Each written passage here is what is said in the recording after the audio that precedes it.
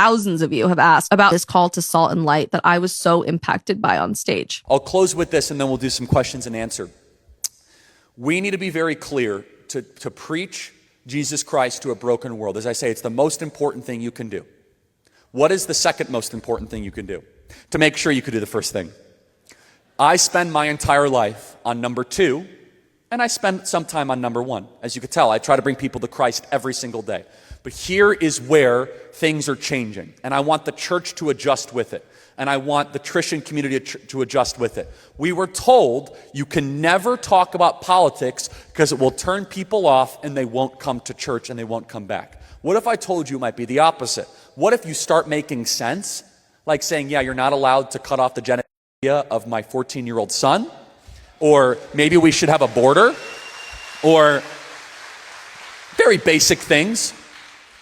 And all of a sudden they say, where are you getting that from? Once people start drinking from the streams of liberty, they're going to want to find its source. And liberty is not man's idea, it's God's idea. Everybody, it's incumbent on us as Christians to care about what happens outside of our walls. The most important thing is leading people to Jesus. I'll say that once, I'll say it 100 times. You should also care about what your city council does. You should care about what your town council does. You should care about what your member of Congress does. You should make the entire world look more like Jesus on earth as it is in heaven. And we're going to fail. We're going to fall short of the standard. But this beautiful country that we enjoy, that we appreciate, you know why it was formed?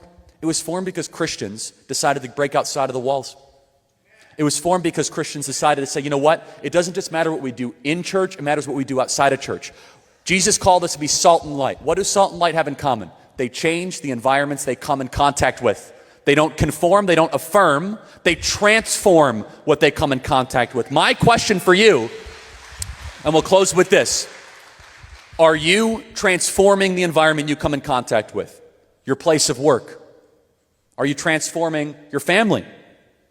Are you trying to make it more Christ-like? Are you trying to lift people up? Are you trying to reject evil? It says in the Psalms, Psalm 97:10. Someone in this audience is probably going to say in the Q&A, Charlie, I got it all figured out. Jesus is coming next Thursday, so all this stuff is fine, but you don't have to worry about it. I say, look, I'm not going to get into eschatology. I know some people care about it, whether you're pre-trib, post-trib. I happen to be pan-trib. It's all going to pan out in the end, right? I'm going to be on the welcoming committee, I'm going to be on the welcoming committee, not the planning committee. That's fine. The point is this.